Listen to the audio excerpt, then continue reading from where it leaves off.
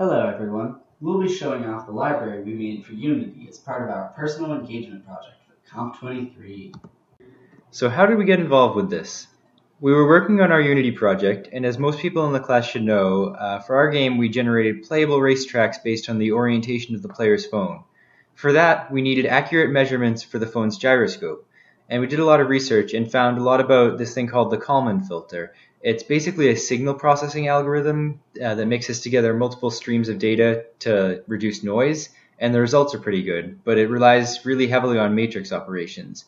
So we built a little of it, but then moved on to algorithms that were better fit for our project.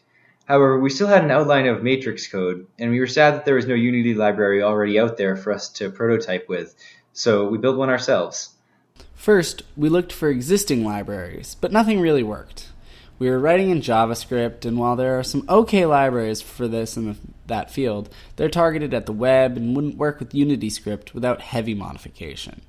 There is one shout out we'd like to make. There's a comprehensive library for math in the Unity Asset Store. However, it costs $55 and was a little more fully featured than we needed. So given that there was no obvious solution, we plowed ahead. We set some goals. We wanted the library to be specific to matrix math. We wanted minimal code base overhead. We wanted the library to be actually useful but still small. We wanted it to be fast enough to run every frame of a functional game, and we wanted it to require very little code to implement. So now there's a working matrix library for Unity. We're looking to add it to the asset store, but that has a somewhat long vetting process, and we'd like to clean up our stuff and make proper documentation before we do that. The syntax of the code is very intuitive. Matrices are a type that can be implemented in Unity script. They can be declared with any number of rows and columns, and those can then be filled with doubles or integers.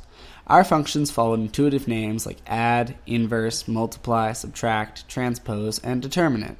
And we wrote a convenient print function that will output a matrix data to the Unity console in a readable way. So now there's the question of why we would do this and what relevance it has to game development. In my mind, it's that game development is incredibly interdisciplinary. All sorts of fields come into making a game, from physics to machine learning, but the people in the game development industry and the students looking to get involved in it want to make games. Their goal is always to make a gorgeous game with as little struggle as possible, and we provided people with another tool to do that. So in conclusion, check out our Git repo and play with it if you want. There's a Unity project in it that shows off some of our basic operations in the console. Thanks!